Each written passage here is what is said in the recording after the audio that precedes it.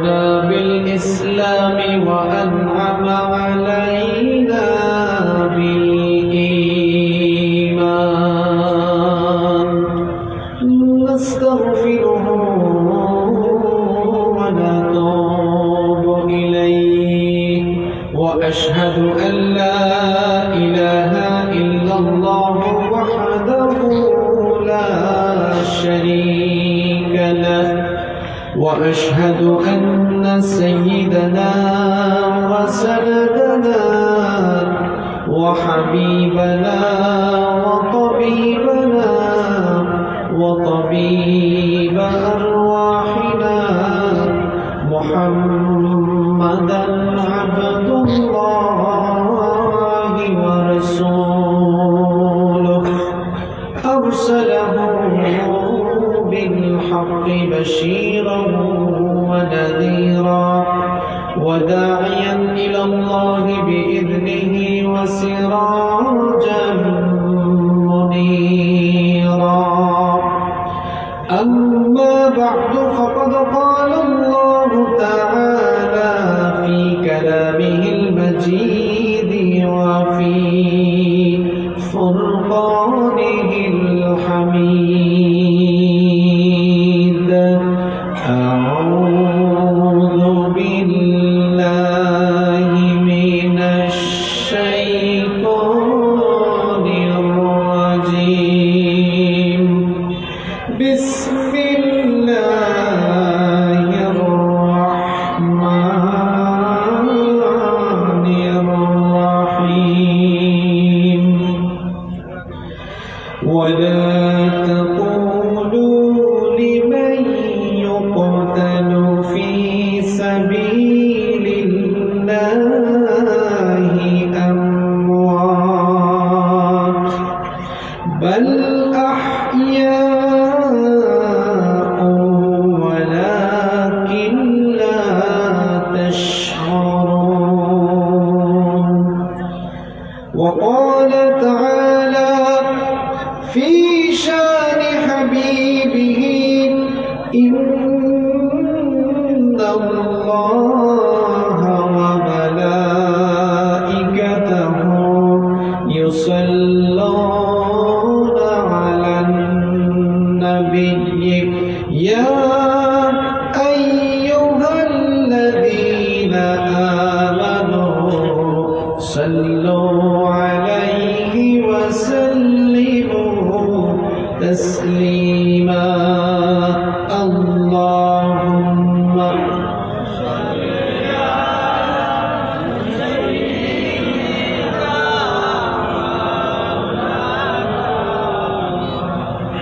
وعلى آله سيدنا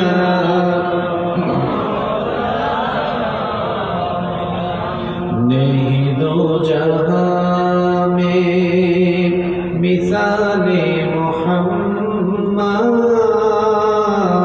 मोहम्मद जमाले खुदा है कमाले मोहम्मद नहीं दो जहां में मिसाले मोहम्मद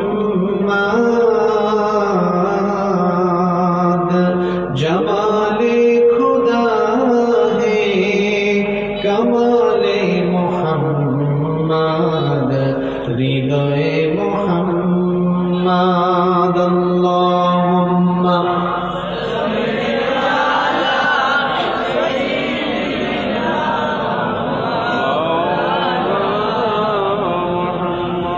وعلى آل سيدنا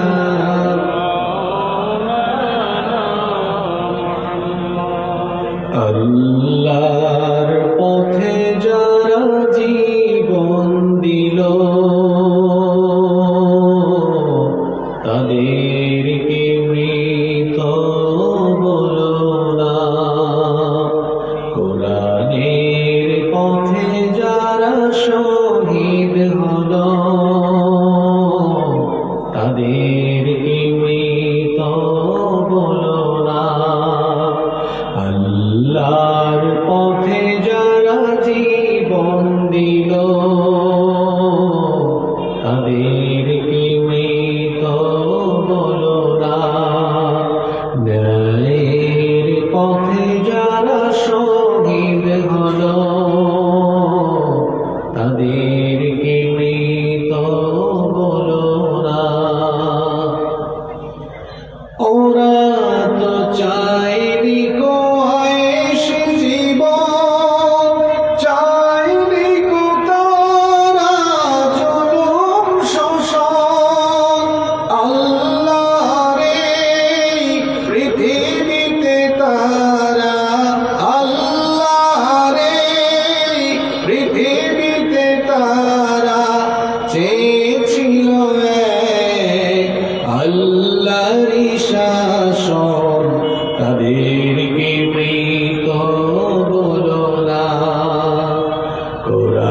কোরআনের পথে যারা শহীদ হলো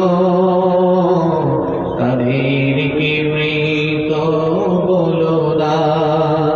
আল্লাহর পথে যারা জীবন দিল তাদেরকে মৃত বলো না। অন্যায়ের মিথ্যার সাথে আপোষ করেনি তারা কোনো মতে। লাল তাজা খুন ঢেলে দিয়ে গেছে এই নগরী বহুরাজ পথে। অন্যায়ের মিথ্যার সাথে আপোষ করেনি তারা কোনো মতে। লাল তাজা খুন ঢেলে দিয়ে গেছে এই নগরী বহুরাজ পথে। মৃত্যু তাদের কাছে নয় তো মৃত্যু আরেক নাম নবজীবনের। হে খোদা মৃত্যুর এই বাসনা, হে খোদা মৃত্যুর এই কামনা। দাও অন্তরে সব মুমিনের তাদেরকে মৃত বলো না। কোরআনের পথে যারা শহীদ হলো তাদেরকে মৃত বলো না। ন্যায়ের পথে যারা শহীদ হলো তাদেরকে মৃত বলো না। আল্লাহর পথে যারা জীবন দিল তাদেরকে মৃত বলো না।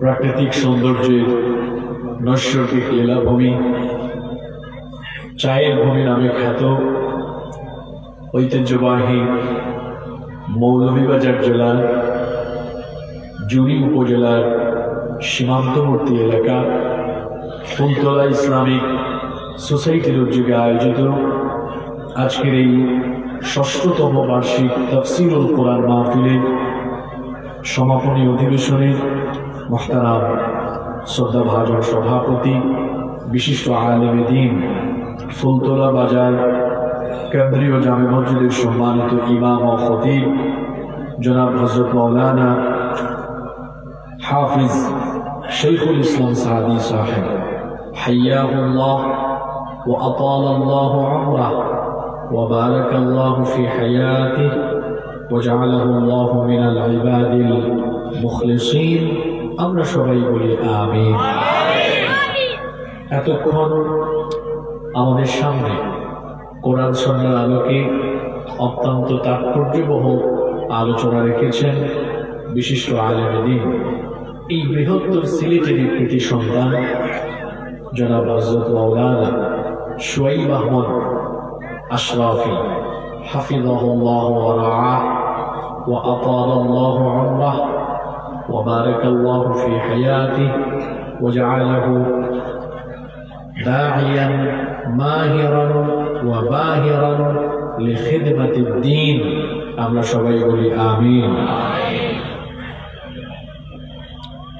মঞ্চে উপস্থিত আকাশের তারকা সমতুল্য শ্রদ্ধাভাজন উলামায়ে কেরাম, মাহফিলে এসেছেন বিভিন্ন মসজিদের খুতাবা এবং আইম্মায়ে কেরাম, উপস্থিত বিভিন্ন রাজনৈতিক দলের সম্মানিত নেতৃবৃন্দ, সামাজিক নেতৃবৃন্দ, উপস্থিত এই এলাকার গণ্যমান্য এবং বিশিষ্ট ব্যক্তিবর্গ, আমার সামনে বসা পিতৃতুল্য সম্মানিত মুরব্বিয়ানে আযম, যুগে যুগে আল্লাহর জমিনে আল্লাহর দ্বীন প্রতিষ্ঠায় যারা অগ্রসরণের ভূমিকা পালন করেছেন, আমার কলিজার টুকরা প্রিয় যুবক, তরুণ এবং ছাত্র ভাইয়েরা, বাসাবাড়ি থেকে শ্রবণরতা সম্মানিত মা এবং বোনেরা, উপস্থিত মিডিয়ার প্রিয় কর্মী এবং সাংবাদিক ভাইয়েরা, প্রশাসন এবং গোয়েন্দা সংস্থার সম্মানিত ভাইয়েরা, প্রিয়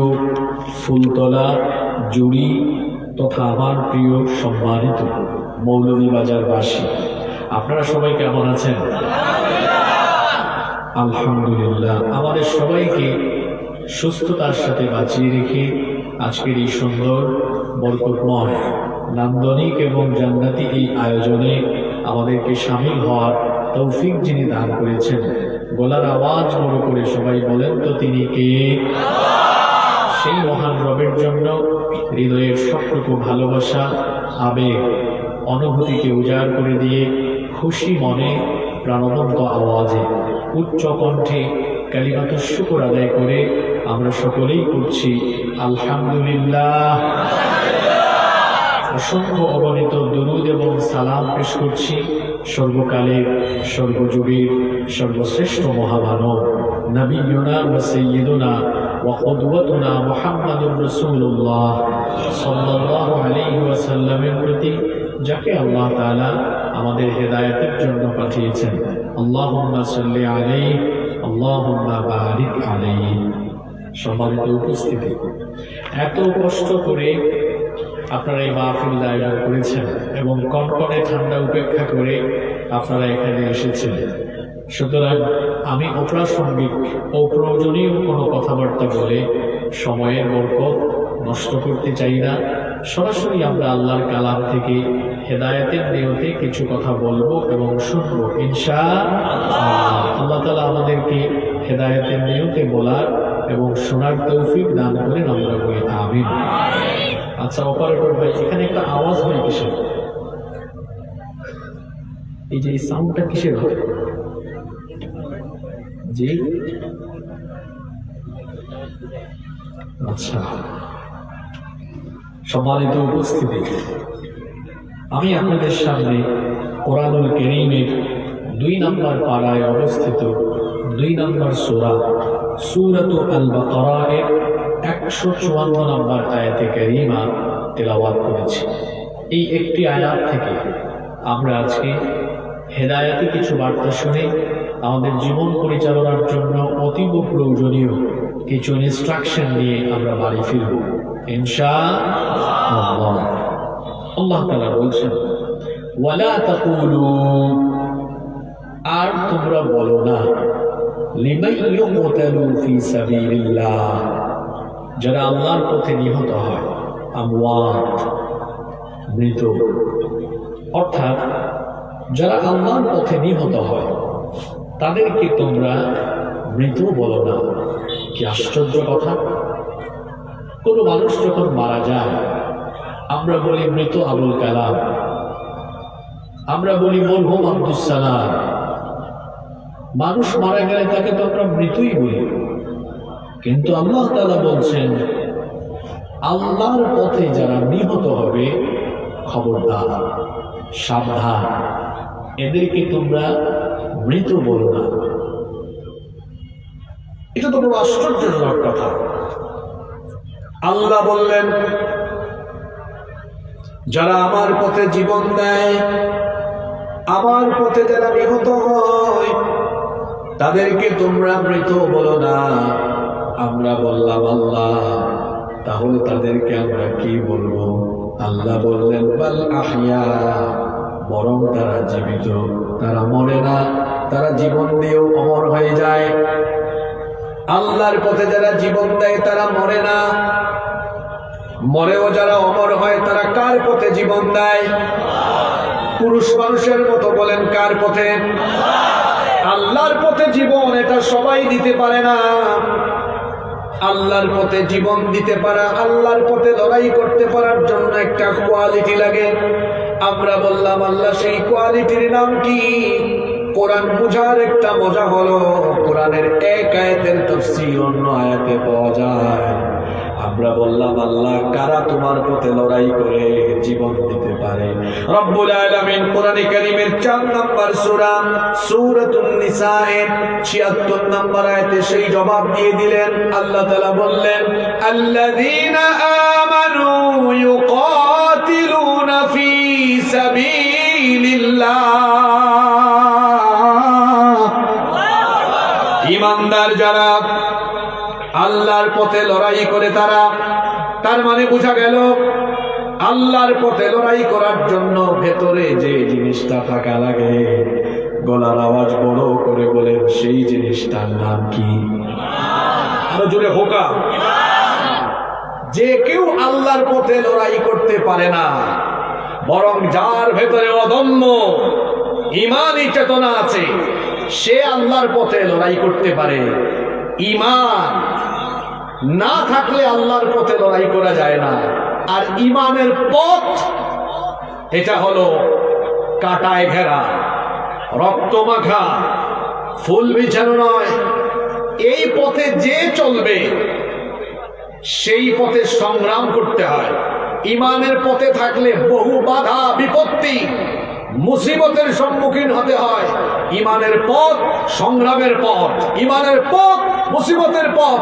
এই পথে চললে পরে জেল, জুলুম, জরিমানা, ফাঁসির দড়ি থাকতে পারে। এই পথে চললে পরে এমন পরিস্থিতি আসবে যে জীবনকেও বিলিয়ে দেওয়া লাগতে পারে। যার মধ্যে ঈমান থাকবে সে মাথা উঁচু করে থাকবে, কখনো কোনো বেঈমানের সামনে, জালিমের সামনে মাথা নত করবে না। এটা এত সহজ বিষয় নয়। আপনার ঈমান তো পয়সা দিয়ে কিনা যায়, আপনার ঈমান তো ধমক দিয়ে নিভিয়ে দেওয়া যায়, ঠান্ডা করে দেওয়া যায়। কিন্তু যার মধ্যে ঈমান থাকে, আল্লাহ ব্যতীত পৃথিবীর কোন শক্তি তাকে থামাতে পারে না। ঈমান এটা বড় দামি জিনিস, এটা বড় দামি দৌলত। আল্লাহর পথে সবাই লড়াই করতে পারে না, একমাত্র তারাই পারে যাদের ভেতর কি আছে? জোরে বলেন কি আছে? দুর্বল মুসলমান কিন্তু আমি দেখতাম পারি না। এর লাগে মাতবা যখন, এটা তো সিলেট, হযরত শাহজালাল রহমতুল্লাহ আলাইহি রুহানি সন্তান হলোর সামনে কোরআনি আওয়াজ চলে। রুহানি সন্তান হলোর আওয়াজ তো হলো আওয়াজ ওঠা না কিতা। আর আপনারা তো জানেন আমি পুরান মানুষ, 3 বছর হয়ে গেছে। আমি আলোচনার ভিতরে মাঝে মাঝে ও 1 ঘন্টা 1.5 ঘন্টা যাও ওয়াজ করবো, এর ভিতরে আমার 10-15 মিনিট সিলেটিও মাত্র। বেজার হইতে নাই তো? তোরা হওয়া লাগবে না, এলে মজা লাগতো না না কিতা। এলে সবাই আল্লাহর পথে লড়াই করতে পারে না। আল্লাহর পথে লড়াই করার জন্য একটা কোয়ালিটি থাকা লাগে, সেই কোয়ালিটির নাম হলো কি? এবার আমরা বললাম আল্লাহ ঈমানটা কি? আল্লাহ বললেন ঈমান হলো নিজেকে আল্লাহর কাছে সুপর্দ করে দেওয়া। ঈমান মানে হলো নিজের ইচ্ছা, নিজের ইখতিয়ার সবকিছু আল্লাহর কাছে ওয়াকফ করে দেওয়া। আরো সহজ বাংলায় যদি বোঝাতে চাই, ঈমান মানে হলো নিজেকে আল্লাহর কাছে বিক্রি করে দেওয়া। ঈমান আনার অর্থ হলো আমি আর আমার মতো চলতে পারবো না। ঈমান গ্রহণ করার পরে 24টা ঘন্টা এমনকি মরণ পর্যন্ত যার হুকুম মতো চলতে হয়। গলার আওয়াজ বড় করে সবাই বলেন তিনি কে? আল্লাহ এদের পরিচয় কোরআনে বড় সুন্দর করে দিয়েছেন। কোরআনে কারীমের 2 নম্বর সূরা সূরাতুল বাকারা এর 207 নম্বর আয়াতে আল্লাহ বলছেন, ওয়া মিনান নাসি মান ইয়াশরি নাফসাহু ইবতিগা মারদাতিল্লাহ ওয়াল্লাহু রাউফুর বিল ইবাদ। আল্লাহ তাআলা বলছেন, মানুষের মধ্যে এমন কতিপয় লোক আছে যারা আল্লাহর সন্তুষ্টির জন্য নিজের জীবনটাকে আল্লাহর কাছে বিক্রি করে দিয়েছে। আল্লাহর কাছে নিজের জীবনকে বিক্রি করে দিবে যারা, দুনিয়ার বিনিময়ে আখিরাতকে চাইবে যারা, আল্লাহর পথে একমাত্র লড়াই করতে পারবে তারা। এজন্য রব্বুল আলামিন কোরআনে কারীমের 4 নম্বর সূরা সূরাতুন নিসা এর 74 নম্বর আয়াতে বলছেন, ফালইউকাতিল ফি সাবিলিল্লাহিল্লাযীনা ইয়াশরুনাল হায়াতাদ দুনিয়া বিল আখিরাহ। দুনিয়ার বিনিময়ে যারা আখিরাতের জীবনকে ক্রয় করে নিয়েছে তাদের জন্য সমীচীন হলো তারা আল্লাহর পথে লড়াই করবে। আল্লাহর পথে লড়াই করে যারা আল্লাহর সবচাইতে পছন্দের এবং ভালোবাসার বান্দা হলো তারা। এজন্য রব্বুল আলামিন কোরআন কারীমের 61 নম্বর সূরা সূরাতুস সাফাত 4 নম্বর আয়াতে বললেন, ইন্নাল্লাহা ইউহিব্বুল্লাযীনা ইউকাতিলুনা ফী সাবিলিহি সাফফান কাআন্নাহুম বুনয়ানুম মারসুস। আল্লাহ বলছেন, নিশ্চয়ই আল্লাহর পথে সীসা ঢালা প্রাচীরের মতো ঐক্যবদ্ধ হয়ে লড়াই করে যারা আল্লাহর সবচাইতে পছন্দের এবং ভালোবাসার বান্দা হলো তারা। সুবহানাল্লাহ। এতগুলো আয়াত দিয়ে কি বোঝা গেল? আল্লাহর পথে সবাই লড়াই করতে পারে না। ঈমানদার যারা নিজের জীবনকে আল্লাহর কাছে বিক্রি করে দেয়, যারা একমাত্র আল্লাহর পথে লড়াই করতে পারে, তারা এই পথে চলতে চলতে যদি কেউ এই পথে জীবন দিয়ে দেয়, আল্লাহ বলছেন তার এই জীবনের সম্মান আমার কাছে এত বেশি। আল্লাহ বলছেন, খবরদার, এই পথে যে জীবন দিয়ে দিবে তাকে তোমরা ওই যে জ্বর হয়ে মারা গিয়েছে, ক্যান্সারে আক্রান্ত হয়ে মারা গিয়েছে, হার্ট অ্যাটাক করে মারা গিয়েছে, ব্রেইন স্ট্রোক করে মারা গিয়েছে, তাকে যেভাবে মসজিদের মাইকে বলো মরহুম মৃত আবুল কালাম, মৃত আব্দুস সাত্তার, তার নামের আগে কখনো মৃত বলো না, মরহুম বলো না, বরং যে আমার পথে জীবন দিবে তার নামের আগে সম্মান করে নামের আগে শহীদ শব্দটা দাও। আল্লাহু আকবার। এই সম্মান। আপনার ফুলতলা গ্রামে আবুল কালাম সাহেব মারা গিয়েছেন, ক্যান্সার ছিল, আমরা বলে মরহুম আবুল কালাম। আল্লাহ বলেছেন যে আমার পথে জীবন দিবে তাকে সম্মান দিয়ে নামের আগে মরহুম বলবে না, তার নামের আগে বলবে শহীদ। শহীদ মানে হলো যারা সত্যের সাক্ষ্য দেয়, আল্লাহর পথে চলে, এই দিনের পথের সাক্ষ্যদাতা হয়ে যারা দুনিয়া থেকে বিদায় নেয়, তারা হলো শহীদ। আল্লাহ বলছেন এরা মরে না, মরেও এরা অমর হয়ে থাকে। এজন্য আল্লাহ বলেছেন, ওয়ালা তাকুলু লিমান ইউকতালু ফী সাবিলিল্লাহি আমওয়াত, যারা আমার পথে লড়াই করে নিহত হয় তাদেরকে তোমরা মৃত বলো না। একই কথা আল্লাহ তাআলা কোরআনে কারীমের 3 নম্বর সূরা সূরাতু আলে ইমরানের 169 নম্বর আয়াতে এভাবে বললেন, ওয়ালা তাহসাবান্নাল্লাযীনা কুতিলু ফী সাবিলিল্লাহি আমওয়াতা বাল আহইয়াউন ইনদা রাব্বিহিম ইউরযাকুন। আর যারা আল্লাহর পথে নিহত হয়েছে তাদেরকে অন্যান্য মৃতদের মতো মৃত মনে করো না, বরং তারা বিশেষ হায়াত প্রাপ্ত এবং তাদের প্রতিপালকের কাছ থেকে বিভিন্ন রকমের রিজিক এবং নিয়ামত তাদেরকে যিনি দান করেন। গলার আওয়াজ বড় করে সবাই বলেন, তিনি কে? আপনারা কষ্ট হয়ে যান নাকি? তা পুরা বাদে বুঝবা হুজুরে আজকে আয়াত দর্শন খেলে মনোযোগ আছে নি আপনারা? আমার ওয়াজ হয়লা 15-20 মিনিট হলে বুঝেও যায় না যে আজ হুজুরে কিতা হইলা, 20-22 মিনিট বাদে বোঝা যায় বুঝছি। কষ্ট হয়ে যাননি আপনারা? কত সময় তো ওয়াজ শেষের দিকে আইলো, টাইম টেবিল ঠিক থাকলে আজকে তুরা বেড়া লাগতেছে, অসুবিধা নাই, একটু কষ্ট হইলো, আমরা এটা মানিয়া নেব নাকি? তা যদি হোক ইনশাআল্লাহ। আল্লাহ বললেন যারা আমার পথে নিহত হয় তাদেরকে তোমরা মৃত বলো না, বরং তারা হলো জীবিত। এই আয়াতের তাফসীর করতে গিয়ে এখানে আরো একটা কথা বলে রাখি, আল্লাহর পথে লড়াই করে যদি কেউ জীবিত থাকে অর্থাৎ গাজী হয় কিংবা কেউ যদি শহীদ হয়, উভয়কেই যিনি সম্মান এবং মর্যাদা দান করেন, জুড়ে বলেন তিনি কে? এজন্য রব্বুল আলামিন কোরআনে কারীমে সূরা নিসার ভেতরে বলেছেন, ওয়ামান ইউকাতিল ফী সাবিলিল্লাহি ফায়ুকতাল আও ইয়াগলিব ফাসাউফা নু'তিহি আজরান আযীমা। আর যে ব্যক্তি আল্লাহর পথে লড়াই করে নিহত হয় কিংবা বিজয়ী হয়, উভয়কেই যিনি মহা পুরস্কার দান করেন। গলার আওয়াজ বড় করে সবাই ঐক্যবদ্ধভাবে বলেন, তিনি কে?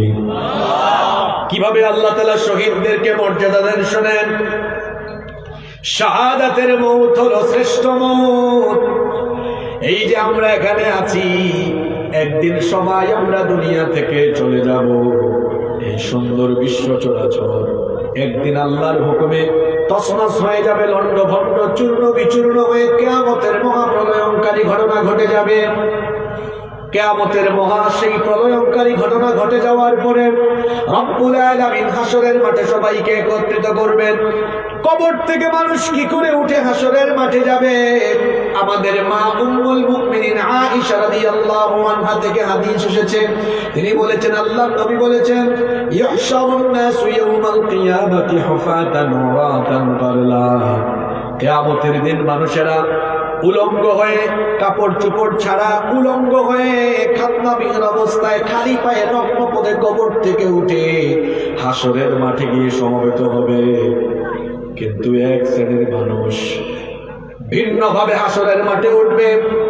কিছু কিছু মানুষকে হাসরের মাঠে দেখা যাবে, খেয়াল করেন, এদিকে তাকান, কিছু কিছু মানুষকে হাসরের মাঠে দেখা যাবে গলা কাটা, কাউকে কাউকে দেখা যাবে হাত কাটা, কাউকে কাউকে দেখা যাবে নাক কাটা, কাউকে কাউকে দেখা যাবে আবার পেটের নাড়িগুড়ি বের করা, কাউকে কাউকে দেখা যাবে কলিজাটা বের করা, কাউকে কাউকে দেখা যাবে মাথায় ক্ষত চিহ্ন, গলায় ক্ষত চিহ্ন, বুকের মধ্যে, পেটের মধ্যে, শরীরের বিভিন্ন স্থানে ক্ষত চিহ্ন দেখা যাবে। এই লোকগুলোর শরীর থেকে তাজা রক্ত টপ টপ করে পড়ছে। আল্লাহ জিজ্ঞেস করবেন হাসরের মাঠে, আজকে তোমরা কারা? তোমাদের শরীর থেকে তাজা রক্ত ঝরে কেন? এরা তখন বলবে, আল্লাহ, আমরা তোমার সেই সকল বান্দারা যারা তোমার দ্বীনের পক্ষে থাকতাম, তোমার দ্বীনের পক্ষে চলতাম, তোমার দ্বীন মেনে চলতাম। সত্য, ন্যায় আর ইনসাফের পথে চলার কারণে বেদিনরা, বেঈমানরা, কাফিরেরা, মুনাফিকেরা, দ্বীন বিরোধীরা সহ্য করতে পারে নাই। তারা আমাদেরকে এমন ভাবে মেরেছে, পিটিয়েছে, শেষ পর্যন্ত এমন ভাবে আমাদেরকে দুনিয়া থেকে বিদায় করেছে। মাবুদ গো, দেখো, হাতটা কেটে তারপরে মেরেছে, পাটা কেটে ফেলেছে, আমার পেটের মধ্যে ছুরি ঢুকিয়েছে, বুকের মধ্যে গুলি করেছে, মাথার মধ্যে গুলি করেছে। মাবুদ গো, এই গলার মধ্যে ফাঁসির রশি ঝুলিয়ে দাঁড় করে মেরেছে। যেভাবে যেভাবে শরীরের যে সকল স্থানে আঘাত করে করে করে করে আমাকে দুনিয়া থেকে বিদায় করা হয়েছিল, শরীরের সেই আঘাত আর ক্ষত চিহ্ন এবং রক্ত সহ আজকে হাসরের মাঠে আজ তোমার দরবারে আমরা হাজির হয়েছি। ভালো করে শোনেন, ফুলতলার মানুষেরা, শহীদেরা যেভাবে শহীদ হয়েছে ওই অবস্থায় হাসরের মাঠে তারা উঠবে। যাকে যেভাবে তার শরীরের যে জায়গায় যেখানে আঘাত করে, জখম করে, যে তরিকায় যেভাবে তাকে শহীদ করা হয়েছে, শহীদেরা সেই ক্ষত চিহ্ন নিয়ে হাসরের মাঠে তাজা রক্ত ঝরছে এমন অবস্থায় উঠবে। আল্লাহ যখন জিজ্ঞেস করবেন, শহীদরা জবাব দেওয়ার পরে আল্লাহ ফেরেশতাদেরকে ডেকে বলবেন, ও ফেরেশতারা, তাকিয়ে দেখো, আমার শহীদ বান্দাদের দিকে তাকাও। আজ আমি হাসরের মাঠে প্রত্যেকটা মানুষের কাছ থেকে হিসাব নিব, বিচারও করব, কিন্তু আমার এই শহীদ বান্দাদের কাছ থেকে আমি আজকে কোনো হিসাবও নিব না। বিনা হিসাবে, বিনা বিচারে আমার জান্নাত আজকে আমি তাদেরকে দান করে দিব। যারা সুবহানাল্লাহ কইলা না, আপনারা আমার এই কথার ওজন কেন বুঝছেন না? যে সালাহ বললে মরার বাদে হিসাব আর বিচার আছে না নাই? এত জোরে হোক আছে না নাই? কিন্তু শহীদ হলোর কোনো বিচার নাই, হিসাবও নাই। আল্লাহ কইবা হিসাব নাই, বিচার নাই, বিনা বিচারে, বিনা হিসাবে তোমারে আমার জান্নাত দিলাইলাম। কিলা জান্নাত দিবা ওখানে হরক্কা? জান্নাতে তো 8টা ক্লাস আছে। দেখেন না, বিমানে উঠবেন, দেশের বাইরে যাবেন, সামনের সারিতে থাকে ফার্স্ট ক্লাস বা বিজনেস ক্লাসের সিট। ওখানে একদম সিটগুলোকে শোয়ায়া গড়াগড়ি করে ঘুমায়া টমায়া যাওয়া যায়। এর পেছনে আসলে পাবেন ইকোনমি ক্লাস, যেখানে সিট হালকা ফালানো যায়, এইরকম বসে থাকতে হয়। আপনি ট্রেনে করে যখন ঢাকায় যাবেন, দেখবেন সেখানে কেবিন পাবেন, এসি চেয়ার পাবেন, শুভন চেয়ারও পাবেন, বিভিন্ন ক্লাস আছে। জান্নাতেও ঠিক তেমনি ভাবে বিভিন্ন ক্লাসের জান্নাত আছে, কিন্তু জান্নাতীর জন্য আলাদা কোনো ক্লাস নাই। আল্লাহ ফেরেশতাকে বলবেন, আমার ফেরেশতারা, আমার শহীদ বান্দাদের থেকে তো আমি আজকে হিসাবও নিব না, বিচারও করব না। জান্নাতের 8টা দরজা আছে, সবগুলো দরজা আমার শহীদের জন্য খুলে দাও। গোটা জান্নাতের যেদিকে মন চায় সেই দিকেই শহীদেরা আনন্দ করে ঘুরে বেড়াবে। এই এইভাবে করে শহীদদেরকে এমন মর্যাদা যিনি দিয়েছেন, সবটুকু শক্তি গোলার মাঝ বরাবর এনে সবাই বলেন তিনি কে? মুসলিম শরীফের হাদিস, আল্লাহ নবী বলেছেন শহীদদেরকে আল্লাহ এমন ভাবে সম্মান দিবেন, একজন শহীদের শরীর থেকে যখন রুহটা বের হয়ে যায়, সঙ্গে সঙ্গে তার সেই রুহটাকে জান্নাতি এক ধরনের সবুজ পাখিতে স্থানান্তরিত করা হয়, রূপান্তরিত করা হয়। এই সবুজ পাখিগুলো গোটা জান্নাতে ঘুরতে ঘুরতে আল্লাহর আরশে আজিমের ঠিক নিচে একটা ঝাড়বাতি আছে, আল্লাহ নবীর ভাষায় এটা ওই ঝাড়বাতির বা লণ্ঠনের কাছে যায়। আল্লাহ তখন তাদেরকে বলেন, শহীদেরা বলো তোমরা আজকে আমার কাছে কি চাও? শহীদরা তখন বলবে, আল্লাহ কি চাইবো আপনার কাছে বলেন, আমাদের চাওয়ার চাইতে বেশি পরিমাণ আপনি দিয়ে দিয়েছেন। দ্বিতীয়বার আল্লাহ বলবেন, না আজকে আমার কাছে কিছু চাও। শহীদরা বলবে, মাবুদ কি চাইবো? কারণ জান্নাতের কোনো একটা অংশ নয়, গোটা জান্নাত আপনি আমাদেরকে দিয়ে দিয়েছেন। সুবহানাল্লাহ। আর জান্নাতে আপনি কি লাভ মনে করলাম? একেবারে লাস্টে যে জান্নাত আমাইবা, ফার্স্টিভ আর লাস্টিভ বুঝুননি আপনারা। লাস্টিভ যে লাস্ট জান্নাত যে একবারে লাস্টে হেসে আমাইবা, আল্লাহ এমনি কত বড় জান্নাত দিবা। আল্লাহ রসুল হইরা একবারে লাস্টিভর জান্নাতি, শেষে যে লোক জান্নাত আমাইবা, আল্লাহ তাইলে দুনিয়ার লাগান 10টা দুনিয়ার সমান জান্নাতর মালিক বানাই দেবা। বেশি ছুটো কিছু না জি। আপনার ঘর যে বানাইছেন বাড়ি, আপনার এলাকার বাড়িঘর বড় সুন্দর, ধরুকা 1 কেয়ার 2 কেয়ার বা আরো বড় বাড়ি বাউন্ডারি যা বানাইছেন, এই বাড়ি থামাইবার গেট বা দরজাই কান দুয়ারি কান কত খানা, উপরে দি 7 ফিট, আর ইবাই কত এই যে মানে আপনার চৌকাট পাল্লা, 2টা পাল্লা বানানো দুয়ার কত খান, 3 ফুট বা 3.5 ফুট। হ্যাঁ, আর যে জান্নাতের কথা ঘর, এক একটা জান্নাতে ঢুকার দরজা হইল, হাদিস শরীফ হয়েছে আল্লাহ রসুল কইরা সৌদি আরবের মক্কা শহর থেকে বাহরাইনের হাজার শহর পর্যন্ত ডিস্টেন্স যত, জান্নাতের পাল্লা থেকে এক পাল্লার চৌকাটের দূরত্ব হইল তত। এখন তো আধুনিক যুগ বাইসা বকল, একটু গুগল ম্যাপও আমাইয়া দেখা যায় বা গুগল শরীফ সার্চ করে দেখা যে মক্কা থেকে হাজার শহরের দূরত্ব কত, দেখবা প্রায় 1,500 কিলোমিটার। 1,500 কিলোমিটার। আপনার ঘর হামাইবার দুয়ার 2খান পাল্লা, ও চৌকাট থেকে ও চৌকাট তো মাত্র 3.5 হাত। আর জান্নাত হামাইবার দরজার যে পাল্লা আছে দূরত্ব হইল 1,500 কিলোমিটার। আল্লাহু আকবার। শহীদ হলে হইবা আল্লাহ, আপনি তো গোটা জান্নাতও আমার দিলাইছেন, কি তার সেই কাম? তৃতীয়বার আল্লাহ প্রশ্ন করবেন, না কিছু একটা আমার কাছে চাও। শহীদেরা বুঝে ফেলবে কিছু না কিছু তো আল্লাহর কাছে চাইতেই হবে। তখন তারা বলবে, আল্লাহ আপনি যদি আমাদেরকে কিছু চাইতেই বলেন, তাহলে আজকে আমরা আপনার কাছে হায়াত চাই। কথা বুঝে থাকলে বলেন কি চাই? আল্লাহ বলবেন, কি ব্যাপার, এত কিছু চাওয়ার থাকতে হায়াত কেন চাইলাম? তখন শহীদেরা বলবে, মাবুদ দুনিয়ায় থাকাকালীন সময়ে বুঝতে পারি নাই শহীদ হলে যে তুমি জান্নাতে এত সম্মান দাও, এত মর্যাদা দাও। যদি জানতাম বুঝ হওয়ার পর থেকে শহীদ হওয়ার জন্য পাগল পারা হয়ে যেতাম, যেহেতু তখন আমরা বুঝি নাই। এই জন্য দয়া করে আবার জীবনটা দিয়ে দুনিয়ায় পাঠাও, দুনিয়াতে গেলে আবারও লড়াই করে তোমার পথে জীবনটা দিয়ে শহীদ হয়ে যাব। খুব খেয়াল করে শুনেন, আল্লাহ নবী বলেছেন, এই হাদিসটি বুখারী শরীফের মধ্যে বর্ণিত হয়েছে। আল্লাহ নবী বলেছেন, কোন জান্নাতি জান্নাতে ঢোকার পরে জান্নাত থেকে আর বের হতে চাইবে না ইল্লা শহীদ, শহীদ ছাড়া। শহীদকে যদি বলা হয় তুমি কি জান্নাত থেকে বের হয়ে আবার দুনিয়াতে যেতে চাও নাকি? আচ্ছা জান্নাত তো আমাইলার দুনিয়াতে আমার দরকার আছে নি, কিন্তু আল্লাহ রসুল হইরা শহীদ হবার আলাদা। এটা হইব দুনিয়ার জন্য যাওয়ার সুযোগ দেওয়া 1 বার না 10 বার রাজি আছি, কারণ যতবার যাইব ততবার লড়াই হইলে আল্লাহর পথে জীবন দেব। সুবহানাল্লাহ হুকা, সুবহানাল্লাহ হুকা। ইটা কথা একটু ইমানের জজবা লইয়া বলা লাগে। ই তো হইলাম শহীদ হওয়ার কথা। আর স্বয়ং আমার আপনার নবী রাহমাতাল লিল আলামিন, আমার নবী কি বলছেন শোনেন, ওয়াল্লাযী নাফসি বিয়াদি, সেই সত্তার কসম যার হাতে আমার প্রাণ, লাওয়াদিতু আন্নী উকতালু ফি সাবিলিল্লাহি সুম্মা উহইয়া সুম্মা উকতাল সুম্মা উহইয়া সুম্মা উকতাল সুম্মা উহইয়া সুম্মা উকতাল।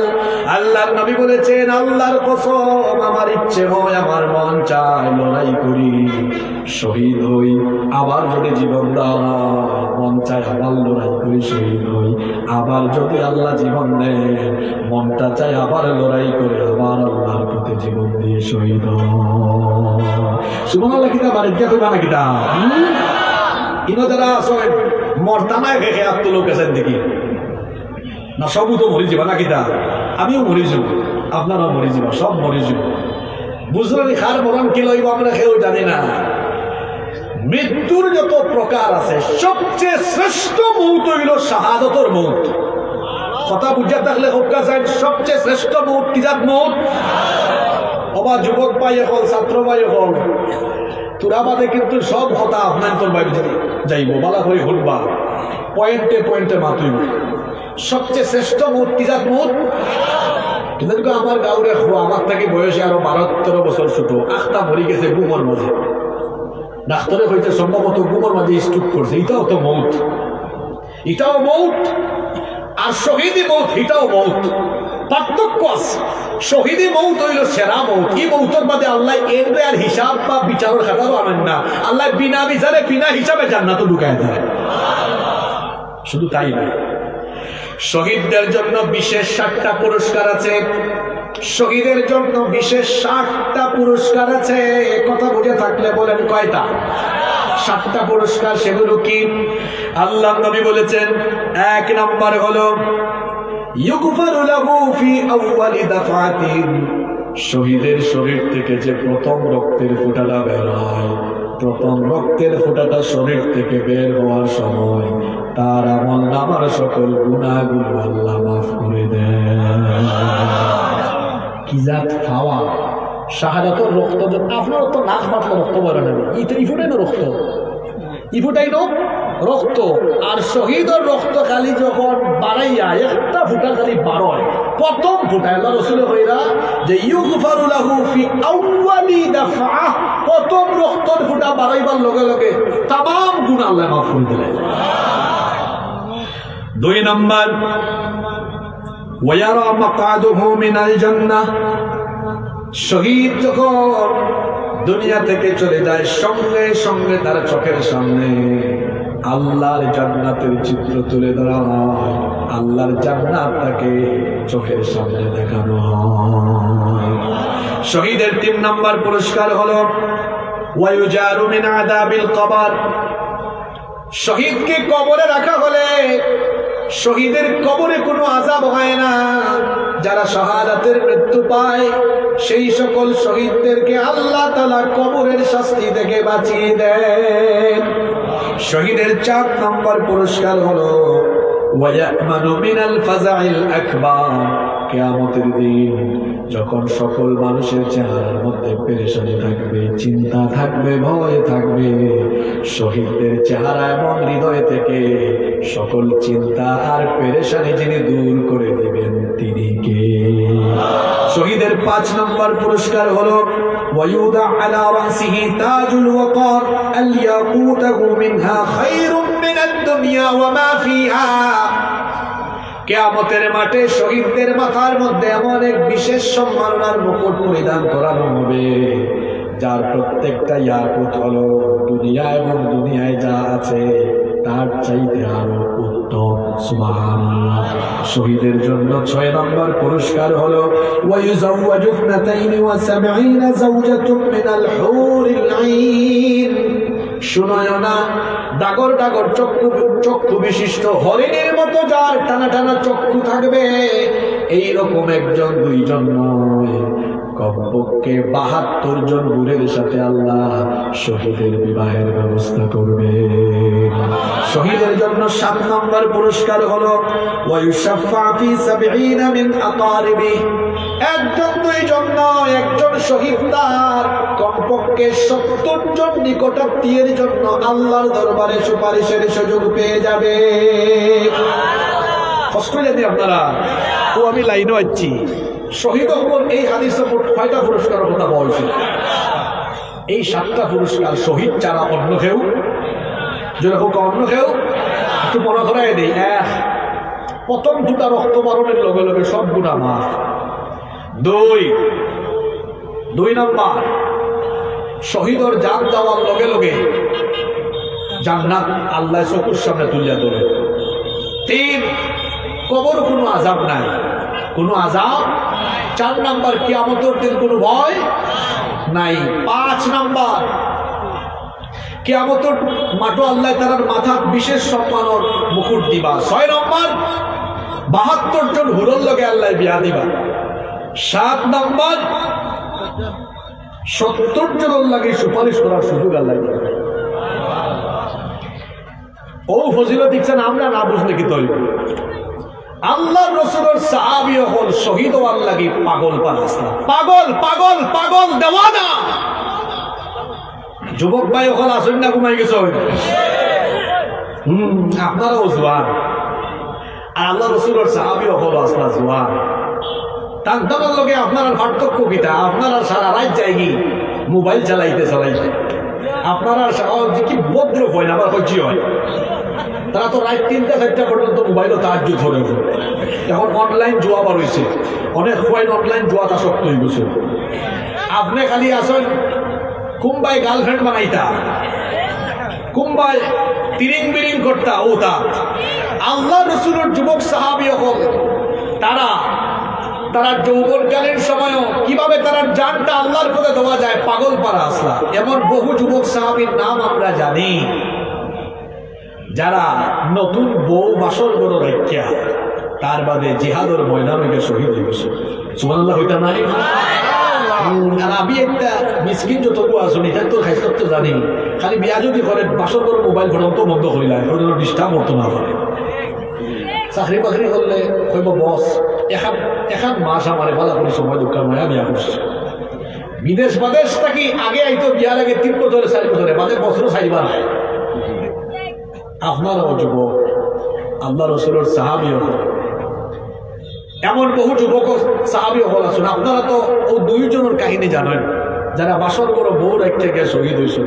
হামজালা রাদিয়াল্লাহু আনহু, মুতার যুদ্ধের আরব সাহাবী আব্দুল্লাহ বিন রাওয়াহা। কিন্তু এছাড়াও আরো সাহাবী আছে। এবং এমন এক যুবক সাহাবীর কথা আপনারা কইয়া গায়ের লোম দাঁড়িয়ে যায় এই সাহাবীর কথা শুনলেন। যুবক ভাই আসেন না, ঘুমাই গেছেন। একজন তরুণ এবং যুবক সাহাবীর নাম বলছি শুনেন। এই সাহাবী ছিলেন অখ্যাত বংশের একজন মানুষ, যার বংশ খুব একটা বড় ছিল না। এই সাহাবী ছিলেন মদিনার একেবারে দরিদ্র পরিবারের সন্তান। এতটাই দরিদ্র ছিলেন যার কোনো বাড়িঘর পর্যন্ত ছিল না। আহলুস সুফায় থাকতেন। আসমান ছিল তার শামিয়ানা, মাটি ছিল তার বিছানা। কোনো মানুষ দয়া করে খাবার দিলে সেটা খেতেন, অথবা কেউ খাবার খেলে ফেলে দিলে উচ্ছিষ্ট খাবারটুকু খেতেন। যেদিন খাবার পেতেন না উপবাসে থেকে যেতেন। এমনকি এতটাই দরিদ্র, পানের একটা পাত্র পর্যন্ত ছিল না। কুয়ার কাছে গিয়ে 2 হাতের অঞ্জলি ভরে পানি পান করতেন। আর এই সাহাবী দেখতেও খুব সুন্দর ছিলেন না, দেখতে ছিলেন বেটে, সিলটি ভাষায় আমরা কই পাট্টি। দেখতে ছিলেন বেটে খাটো, গায়ের চামড়া ছিল কুচকুচে কালো, নাকটা ছিল চ্যাপটা, ঠোঁটগুলো ছিল বড় বড়, যাকে একবার দেখলে পরের বার দেখতে আর মন চাইতো না। এই রকমের একজন সাহাবী, বয়সে যুবক তরুণ, নাম হলো হযরত জুলাইবি রাদিয়াল্লাহু আনহু। তরুণ বয়স, যুবক বয়সে একবার তিনি মনটা খারাপ করে, চেহারাটা গোমরা করে আল্লাহ নবীর দরবারে হাজির হলেন। আল্লাহ নবী জিজ্ঞেস করলেন, কি ব্যাপার জুলাইবি, তোমার মন আজকে এত খারাপ কেন? মুখটা এত গোমরা কেন? জুলাইবি রাদিয়াল্লাহু আনহু বললেন, ওগো আল্লাহর নবী, বিভিন্ন সময় আপনি নসিহত করতে যে আমাদেরকে বলেছেন জান্নাতে গেলে জান্নাতি হুরের সাথে বিবাহ দেওয়া হবে, আমি যদি জান্নাতে যাই তাহলে কি আমাকে হুরের সাথে বিবাহ দেওয়া হবে নাকি? আল্লাহ নবী বললেন অবশ্যই। নবীজি বললেন, জুলাইবি হঠাৎ করে আজকে এই প্রশ্নটা তুমি কেন করলে আমাকে বলো। জুলাইবি রাদিয়াল্লাহু আনহু বললেন, ওগো আমার নবী, আপনি তো আমাকে দেখতেছেন যুবক মানুষ, আমি বিবাহের উপযুক্ত সময় হয়ে গিয়েছে, কিন্তু আমার বাড়ি নাই, ঘর নাই, দেখতেও আমি সুন্দর না, খুবই কালো মানুষ, বেটে। আমার এই অবস্থা দেখে কোনো মা বাবা তার মেয়ে আমার কাছে বিয়ে দিতে চায় না। এজন্য আমিও সবর করে নিয়েছি, আমি আখিরাতে বিয়ের অপেক্ষায় আছি। আল্লাহ যদি আমাকে হুরদের সাথে বিবাহ দেন, এজন্যই প্রশ্নটা করলাম। আল্লাহ নবী জুলাইবির মনের ব্যথা বুঝতে পারলেন। আল্লাহ নবী বললেন, জুলাইবি, দুনিয়াতে কেউ তোমার কষ্ট না বুঝলেও আমি আল্লাহর নবী তোমার মনের ব্যথা বুঝে ফেলেছি, আর যেহেতু বুঝে ফেলেছি এর একটা ব্যবস্থাও আমি করে দিব। সুবহানাল্লাহ। জুলাইবি মনে মনে খুশি হয়ে গেলেন। এরপরে আল্লাহ নবী, খেয়াল আছেন আপনারা, হোক্কা খোপাল কেলা খুললে যান। এরপরে আল্লাহ নবী মদিনার আনসারী একজন ধনাঢ্য সাহাবীকে রাখলেন। ধন সম্পদের অভাব নাই। এই ধনাঢ্য সাহাবীর একমাত্র একটা মেয়ে ছিল ঘরে। যেই মেয়েটা দেখতে ছিল অত্যন্ত সুন্দরী, রূপবতী, গুণবতী। আল্লাহ নবী ওই আনসারী সাহাবীকে ডেকে আনলেন। ওই আনসারী সাহাবীকে ডেকে এনে আল্লাহ নবী বললেন, তোমার ঘরে একটা মেয়ে আছে, জানি এই মেয়ের জন্য বিবাহের প্রস্তাব দিচ্ছি। ওই আনসারী সাহাবী মনে মনে ভাবলেন, হয়তো আল্লাহর রাসূল নিজেই বিবাহ করতে যাচ্ছেন। এজন্য তিনি খুশি হয়ে বললেন, ওগো আল্লাহর নবী, আপনি যদি আমার মেয়েকে বিয়ে করতে চান আমার কোনো আপত্তি নাই। আল্লাহ নবী বললেন, না, আমার জন্য বিবাহের প্রস্তাব দিচ্ছি না, আমি প্রস্তাব দিচ্ছি আমার প্রিয় একজন সাহাবী জুলাইবিবের জন্য। জুলাইবিবের কথা বলার পরে আল্লাহ নবী জুলাইবিবের পরিচয় দিলেন। শোনো সাহাবী, তার কিন্তু বাড়ি নাই, ঘর নাই, তার কিন্তু বাড়ি ঘর নাই, এমনকি দেখতেও সুশ্রী না, সুন্দর না, দেখতে বেটে, গায়ের চামড়া হলো কুচকুচে কালো, ঠোঁট গুলো মোটা, নাকটাও চ্যাপ্টা। সব বর্ণনা দেওয়ার পরে ওই সাহাবী তখন আল্লাহ নবীকে বললেন, ওগো আল্লাহ নবী, আমার একটা মাত্র মেয়ে, দেখতেও সুন্দরী, গুণবতী, রূপবতী। আমার মেয়েটাকে এমন একটা ছেলের কাছে বিবাহ দেওয়ার জন্য আমাকে একটু চিন্তা ভাবনা করতে হবে। এজন্য বাড়িতে গিয়ে এই বিষয়টা নিয়ে আমার বিবির সাথেও পরামর্শ করা দরকার। আল্লাহ নবী বললেন, ঠিক আছে, তুমি বাড়ি গিয়ে তোমার বিবির সাথে পরামর্শ করো। এবার এই সাহাবী বাড়িতে গেলেন। আপনারা দেখবেন বিয়ে শাদীর ক্ষেত্রে পুরুষের চাইতে মহিলারা পড়র পড়র করে অনেক বেশি।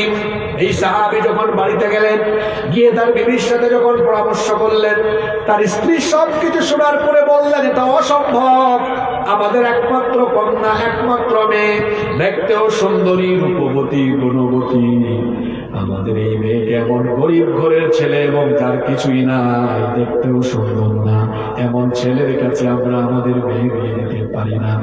যখন বাবা মা দুইজনেই এমন কথাবার্তা বলছিলেন, তাদেরই একমাত্র কন্যা বাড়ির ভেতরে, ঘরের ভেতর থেকে সব কথাবার্তা শুনে ফেললেন। তারপরে তিনি বললেন, হে আমার বাবা মা, এত বড় দুঃসাহস কি করে দেখাচ্ছেন? আল্লাহর নবী প্রস্তাব দিয়েছেন, সেই প্রস্তাব ফিরিয়ে দেওয়ার দুঃসাহস আপনারা কিভাবে দেখাচ্ছেন? তখন মা বাবা দুজনই মেয়েকে ডেকে এনে আদর করে বুঝালেন, মা গো শোনো, আবেগের বশবর্তী হয়ে কোনো সিদ্ধান্ত নিও না। হয়তো আবেগের তালে কথা বলছো, কিন্তু ছেলেটাকে যদি একবার দেখো বিবাহের স্বাদ মিটে যাবে। কারণ দেখতে বেটে, নাক চ্যাপ্টা, ঠোঁটগুলো বড় বড়, গায়ের চামড়া কুচকুচে কালো, বাড়ি নাই, ঘর নাই। মেয়েকে যখন বাবা মা দুজনে এগুলো বলছিলেন, মেয়ে তখন বললেন, হে আমার বাবা মা শোনেন, ছেলেটা কেমন দেখতেও চাই না, কেমন সে তা জানতেও চাই না। ভাষা দেখেন, শব্দ চয়ন দেখেন, তিনি বলছেন শুনতেও চাই না, দেখতেও চাই না, বরং রাহমাতাল লিল আলামিন, আল্লাহর রাসূল যেখানে আমার জন্য বিবাহ ঠিক করেছেন, তার যদি কিছু নাও থাকে, আমি মনে করি নবীজি যেখানে বিবাহ ঠিক করেছেন সেখানেই আমার জন্য সবচেয়ে বেশি বরকত আছে। এটাকে বলে আনুগত্য। মেনে নিলেন। খেয়াল করেন, আল্লাহর নবী এই বিয়েটা নিজে পড়ালেন, বিবাহ হয়ে গেল। আহারে জুলাইবিবির কি কপাল! মদিনার ধর্ণাঢ্য সাহাবীর সুন্দরী মেয়েকে বিয়ে করলেন, বাসর ঘরে ঢুকলেন। প্রত্যেকটা ছেলেদের জীবনের আকাঙ্ক্ষার রাত হলো ফুল সজ্জার রাত। সেখানে তার বিবির সাথে তিনি যখন কথাবার্তা বলছেন, এরই মধ্যে বাহির থেকে একটা আওয়াজ শোনা গেল। কারা জানি থেকে বলছে, আইনা জুনুদুল্লাহ, আল্লাহর সৈন্যরা কোথায়, মুজাহিদেরা কোথায়? আল্লাহ রাসূল জিহাদের ময়দানে ডেকেছেন, যুদ্ধের দামামা বেজে উঠেছে। এই কথা শোনা মাত্রই জুলাইবিব রাদিয়াল্লাহু আনহু নতুন বিয়ে করা এত সুন্দরী স্ত্রীর কাছ থেকে এত দ্রুত গতিতে বিদায় নিলেন। বর্ণনাকারী সাহাবী বলছেন, তীরের ফলা থেকে ধনুক যেমন দ্রুত গতিতে ছুটে যায়, জুলাইবিব তার স্ত্রীর কাছ থেকে তার চেয়ে আরো দ্রুত গতিতে বিদায় নিয়ে লড়াইয়ের ময়দানের দিকে ছুটে যেতে লাগলেন। আল্লাহু আকবার। তিনি তার বিবিকে বললেন, দেখো আমার প্রিয়তমা স্ত্রী, নতুন বিয়ে করলাম, তোমার কোনো হক আদায় করতে পারলাম না, আমাকে মাফ করে দিও। যদি ফিরে আসি আবারও সংসার করব, যদি ফিরে আসতে না পারি তাহলে জান্নাতে তোমার আর আমার সাক্ষাৎ মিলন আল্লাহ ঘটায়া দিবেন। সুবহানাল্লাহ। জুলাইবিব রাদিয়াল্লাহু আনহু যুদ্ধের ময়দানে ছুটে গেলেন, বীর পুরুষের মতো লড়াই করতে লাগলেন। অনেকগুলো কাফেরকে জাহান্নামে পাঠিয়ে তিনিও শাহাদাতের অমীয় সুধা পান করলেন। যুদ্ধ শেষ হলো। আল্লাহর নবী যুদ্ধের ময়দানে এসে সাহাবীদেরকে বললেন, যারা শহীদ হয়েছে প্রত্যেকের লাশ আমার সামনে নিয়ে আসো। আমি আগেই বলেছিলাম, হাদিসটা বলার সময় জুলাইবিব রাদিয়াল্লাহু আনহু একজন অখ্যাত বংশের অখ্যাত ব্যক্তি ছিলেন, তাকে খুব একটা সবাই চিনত না, জানত না। শহীদ হওয়া সকল সাহাবীদের লাশগুলো আনা হলো। আল্লাহর নবী সব কয়টা লাশ দেখলেন। সব কয়টা লাশ দেখে আল্লাহর নবী বললেন, কি ব্যাপার সাহাবীরা, তোমরা তো সকলের লাশ নিয়ে আসলে, কিন্তু আমার হাবিবের লাশটা কোথায়? শব্দ চয়ন খেয়াল করেন। আল্লাহর নবী বললেন, সবার লাশ তো নিয়ে আসলে, কিন্তু আমার হাবিবের লাশটা কোথায়? সাহাবীরা তখন বললেন, ওগো আল্লাহর নবী, কি আশ্চর্য কথা বললেন, আপনার হাবিব এটা আমার কে? তাকে তো আমরা চিনলাম না। আল্লাহর নবী বললেন, তোমরা আমার হাবিবকে চিনো না, আজকে আমি তারে চিনাবো। আল্লাহর নবী বললেন, আমি নিজেই তাকে খুঁজে বের করব।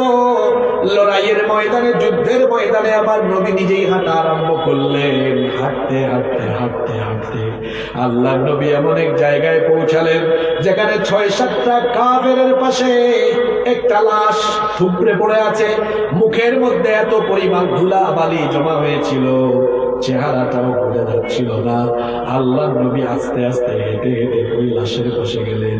যাওয়ার পরে আল্লাহর নবী তার এই পবিত্র হাত দিয়ে ওই লাশের মুখের উপর থেকে ধুলা বালিগুলো নিচে সরাতে লাগলেন। আহারে, জুলাইবিবের জায়গায় যদি সেখানে আমি থাকতে পারতাম, জীবনটা ধন্য হয়ে যেত। কারণ রসুলের বরকতময় হাত যার গায়ে লেগেছে, তার শরীরের অংশের জন্য জাহান্নাম হারাম করে দিয়েছেন কে? আল্লাহর নবী নিজেই জুলাইবিবের মুখমণ্ডল থেকে ধুলাবালি গুলো সরাতে লাগলেন। আল্লাহর নবী মাটিতে বসে গেলেন। এরপরে জুলাইবিবের দেহটাকে আল্লাহর নবী নিজের কুলের উপরে রাখলেন। সাহাবীদেরকে ডাকলেন, সাহাবীরা এসো, দেখে যাও, দেখে যাও, আমার হাবিবকে দেখে যাও। এই হলো আমার হাবিব জুলাইবিব, তাকে তোমরা চিনলে না। সাহাবীরা বললেন, সে কি করে আপনার হাবিব হয়ে গেল? আল্লাহ নবী বললেন, তোমরা তো আমার জুলাইবিবের খবর জানো না। একদিন সে আমার কাছে এসেছিল মন খারাপ করে, আখিরাতে বিবাহের অপেক্ষায় ছিল। আমি তার বিবাহের ব্যবস্থা করে দিলাম, বিবাহটা আমি পড়িয়ে দিলাম। এরপরে বাসর করে নতুন বউয়ের সাথে সময় কাটানোর সুযোগটাও পেল না। যখন সে সুন্দর রসুল দেখেছেন, সঙ্গে সঙ্গে চলে আসলো। রসুল প্রেমেটা মুখ দিয়ে হয় না, জুলাইবিব কাজে কর্মে প্রমাণ দিয়ে দিয়েছে। লা ইউমিনু আহাদুকুম হাত্তা আকুনা আহাব্বা ইলাইহি মিন ওয়ালিদিহি ওয়া ওয়ালাদিহি ওয়ান নাসি আজমাইন।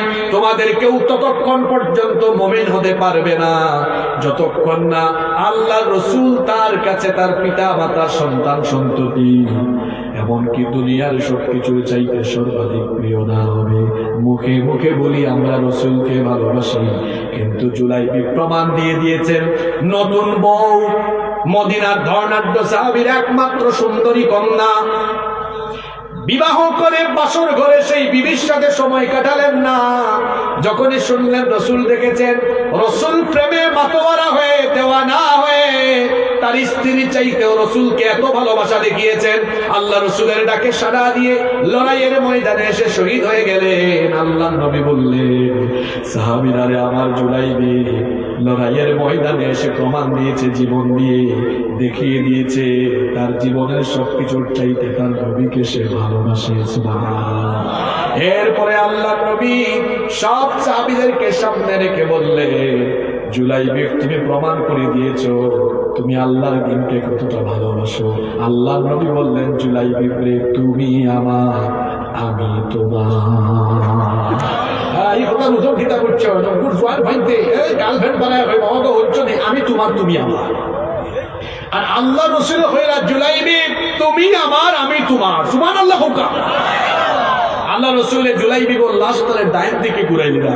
সাহাবী হলে কইলা, ইয়া রাসূলুল্লাহ, আমরা কই সাল্লাল্লাহু আলাইহি ওয়াসাল্লাম, আপনি লাস্টের ডাইন দিকে ঘুরে নিলা কেন? আল্লাহ রসুল কইলা, আরে সাহাবী হল, জানো না আমার জুলাইবির শাহাদাতে আল্লাহ এত খুশি হইছেন যে জান্নাতি ফেরেশতা হল তার লাশ গ্রহণের সাথে, তার লাশ গ্রহণ করার লাগি যেভাবে আইয়া তার রুহ নেওয়ার লাগি, ঠিক তার পাশাপাশি জান্নাতি হুলর একটা দল তার রুহটারে নেওয়ার লাগে। এই আমার জুলাইবি তো বড় লজ্জাশীল, সেজন্য লজ্জা না পায়, এই জন্য আমি তার লাশটারে ডান দিকে ঘুরাই দিয়েছি। সুবহানাল্লাহ।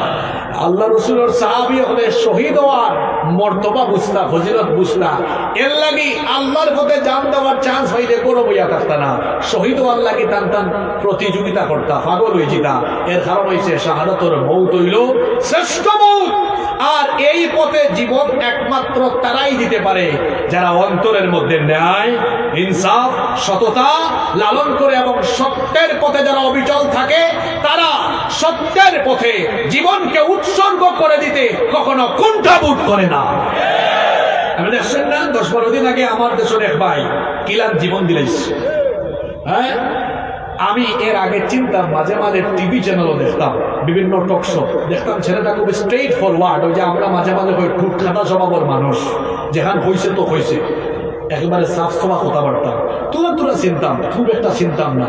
কিন্তু জুম্মার দিন যখন গুলি করা হইল, গুলি করার বাদে তার প্রিভিয়াস কিছু স্পিচ, আগর কিছু বক্তৃতা শুনলাম, বক্তৃতাগুলো শুনলাম আর ভাবলাম, হাই হাই হাই, মুখে যা ভিতরেও তা। তখন তো আমরা স্লোগান দিলাম, এক হাদি গেলে কি তৈব, আর লক্ষ লক্ষ কোটি কোটি হাদি আসল, কি যা স্লোগান দিলা, ইমায় আস্থা দিন ফেসাব দিলা পানি লইছ। ইতা আবেগ হাদি উসমান, শরীফ উসমান বিন হাদি, ইতা প্রতিদিন তৈরি হয় না, ইতা কয়েক যুগে একজন তৈরি হয়।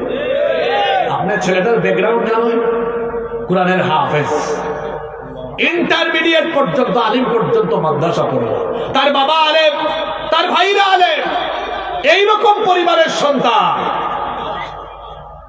এইরকম সন্তান এমনি এমনি হয় না।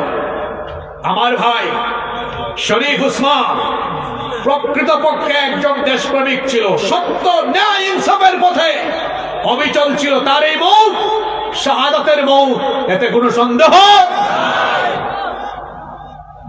আমরা বড় অবাক, আজকে 12-14 দিন হয়ে গিয়েছে, 12-13 দিন হয়ে গিয়েছে। আমার ভাই শরীফ উসমান, তাকে যারা খুন করলো, গুলি করলো, এখনো তাদেরকে ধরা হলো না। অথর্ব, অযোগ্য অপদার্থ স্বরাষ্ট্র উপদেষ্টা, তিনি বলেছেন অপরাধীদেরকে কেউ ধরায় দিতে পারলে 50 লক্ষ টাকা পুরস্কার দেওয়া হবে। আচ্ছা, অপরাধী যদি আমরা জনগণে দূরে দিলাম, DGFI, NSI, DB, CID, police রে, তারা সাবধান কি তারা বাবা মাতুকা আপনারা। নতুন বাংলাদেশে এই পরিস্থিতির জন্য আমি সবগুলো রাজনৈতিক দলকেও দায়ী করব। তার কারণ বিপ্লব পরবর্তী সময়ে আপনারা সবাই নিজেরা নিজেদের আখের গুছাতে ব্যস্ত ছিলেন। যদি সেই সময় পদ পদবি এবং নিজেদের কর্মস্থল ছেড়ে চলে যাওয়া এই সকল লোকগুলোর জায়গায় আমার দেশের দেশপ্রেমিক ছেলেগুলোকে নিয়োগ করা হতো, তাহলে আজ দেশের আইন শৃঙ্খলা পরিস্থিতি এমন চরম পর্যায়ে পৌঁছাতো না। আমি হয়তো আজকে হয়েছে ভাই, কারণ তখনও হয়েছে, আমার বক্তৃতা রেকর্ড আছে, আমি তখনও হয়েছি। মনে আছেন আপনার থানাও খালি গেছি বা আপনি বাপটি ফানি ওর আউকা আউকা জয়েন করুকা, আরে হে আইতো কিতা আমরার দেশে পয়েন্টের অভাব আছে, যদি হোক অভাব আসেনি আপনি স্পেশালি কয়েকদিনের ভিতরে নিয়োগ দিলা না, দেখলা অনেক ঠান্ডা গরম তো সবটা ঠিক ও হতাও বোঝা না কিচ্ছুন আগরতা এর লাগি দেখা যার খুন হয়ে যার এবং খুনতেও ভাবা যান না। আমার ভাই খুন হওয়ার 12-13 দিন হয়ে গেল, কেন অপরাধীদেরকে গ্রেফতার করা হলো না? ডিজিএফআই, এনএসআই, ডিবি, সিআইডি এবং প্রত্যেকটা আইন শৃঙ্খলা বাহিনীর প্রধানদেরকে অবশ্যই জবাবদিহিতার কাতারে নিয়ে আসতে হবে।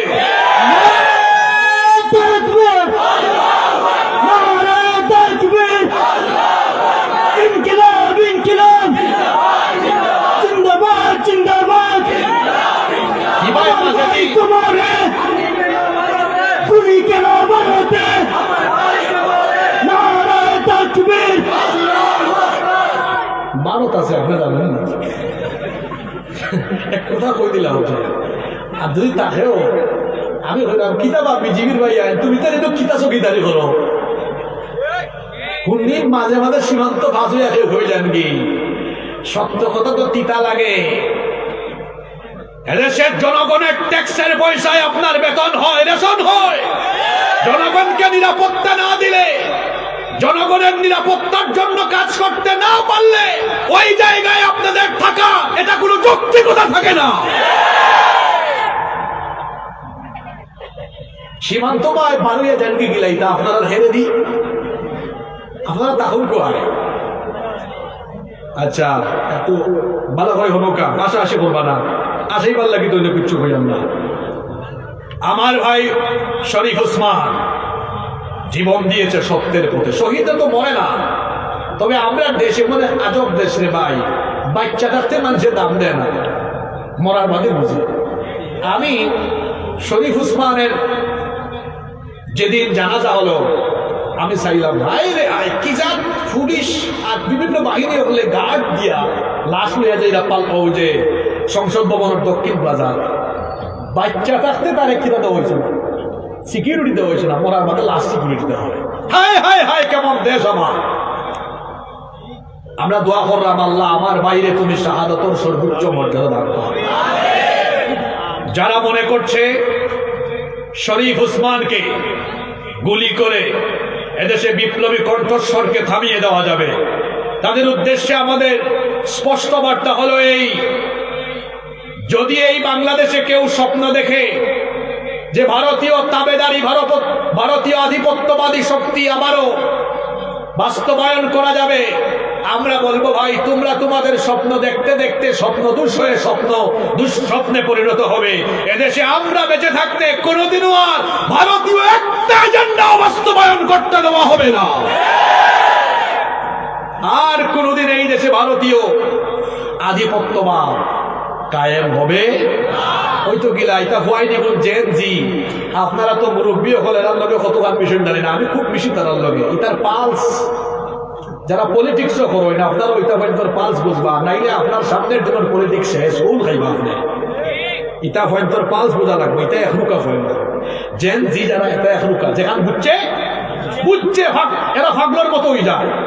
5 আগস্টের আগে 2-3 দিন রাস্তাঘাটে আমি অনেক ছোট ছোট তরুণ হলরে পাইছি, কিছু হলরে বললাম পিতামা কই যাও গুলিনু করে নেব করলাম ওই যে কইতাম এখনুকা কথা একসাথে ঠিক আছে, এটা এখনুকা হয় যেখান বুঝছে। আর যুবকরা যেই সমাজের যুবকেরা সচেতন হয় ওই সমাজের পরিবেশ পাল্টে যায়। জন্য আমি বলি যুবকরা হলো তুফানের মতো, এরা বারুদের মতো, এরা হলো টাইফুনের মতো, এরা হলো ঘূর্ণিঝড়ের মতো, যুবকরা হলো নদীর বাঁধ ভাঙা স্রোতের মতো, যুবকরা যেদিকে যায় সেই দিকে পরিবর্তন হয়ে যায়।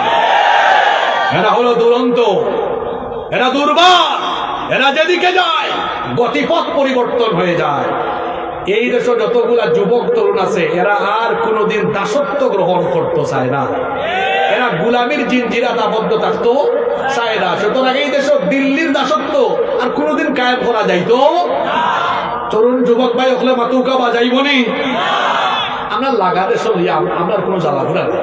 তারা যদি আপনার লগে বন্ধুত্ব সুলভ আচরণ রাখে আমাদের কোনো আপত্তি, কিন্তু তুমি তাই যদি আমরার লগে এমন আচরণ করো যে আমরা দাসল লাগার ব্যবহার করতে চাও আর প্রভুত্ব কায়েম করিয়া থাকতে চাও, তাহলে এটা আমরা মানে দাম মতো দাসন নিয়ে যে কষাই মোদী 16 তারিখ কিতা লাগছে তার ভেরিফাইড ফেসবুক পেজও খানা খানা দেখছেন বা যুবক ভাই হল মাতুক আছেন 16 তারিখ মোদী তার ভেরিফাইড ফেসবুক পেজও কিতা লাগছে 16 ডিসেম্বর খার বিজয় দিবস। মাতুকার আপনারা আমার চাচা হলে বলা ফেসবুক চালাই না, আপনারা তো দেখছেন খার বিজয় দিবস। এর বেটি অসুস্থ, এর ঘরে অসুস্থ শরীর লইয়া রান্না বাড়া আরম্ভ করেছ, কত সময় বাদে আর ভালো লাগেন না। লাগাবাড়ির এক বই ফেরা দেউরগো বোন কয়েকটা লারা আমার জানে মারেন না, তাই ইয়ার লাস্টে দিন লারা 2-3টা মারিয়া তরকারি আমার ফেরা তরকারি ইচ্ছেন আমার ইচ্ছেন তোর নাই কথা এখানে করছো নি কিতা বুঝে দাম চাইছি। যুদ্ধ হলাম আমরা, তারা ধরো সাহায্য করে বাদে হয় এটা তোমরার বিজয় দিবস না, এটা আমরার বিজয় দিবস। আমরা ভারতের সাথে সুসম্পর্ক বন্ধুত্ব সুলভ সম্পর্ক বজায় রাখতে রাজি আছি, কিন্তু বৈষম্যমূলক এবং প্রভুত্বমূলক আচরণ ভারত যদি করে তাহলে সেই সম্পর্ক আমরা রাখবো না। এমন প্রতিবেশী আমার দরকার নাই যেই প্রতিবেশী আমার উপর তার আধিপত্যবাদ কায়েম রাখতে চায়, আমাকে সম্মান করে না, এমন প্রতিবেশীর আমার কোনো দরকার নাই। দেখছেন না তারা মাঝে মাঝে হুমকি দেয়, ওই যে টিভি চ্যানেল আছে ইউটিউব চ্যানেল মলিফুরঞ্জন গারুব্যাঙ্গে যে লালা হয় হেও খালি ভালায়, আর স্ক্রিনের সামনে একটা হয় বহু দেখায় বাংলাদেশের চিকেন নেক হবাই দেখায় রংপুর, ওই যে ফেনি চিটাগাং নেইবার আগে চিটাগাংয়ের এক সাইড, আর আপনারা যে জকিগত করিম ওটার ও সাইড দেখায় ওবাই যে আমরা হামাইয়া দখল করে নেব। আমি মাঝে মাঝে পাই আপনার না ইয়া বাদে বুঝবাই বাদাম ধরে হয়। আমার দেশে মানচিত্রের দিকে কেউ যদি তার কালো হাত বাড়ায় সেই হাতকে আমরা ভেঙে চূর্ণ বিচূর্ণ করে দিব। এদেশে ভারতের যত 5-8টা গুলাম আছে তাদেরকে বলছি কাকে গুলির ভয় দেখাও। ওই যে অনমাত্রা এটা তো রাস্তা দিকর বাদর মাত গত 8-10 বছরের বক্তব্য আমরা রেকর্ড আছে না এখনো, আমরা আগে জেলা এখনো গুলির সামনে বুলেটের সামনে আমরা কথা বলেছি।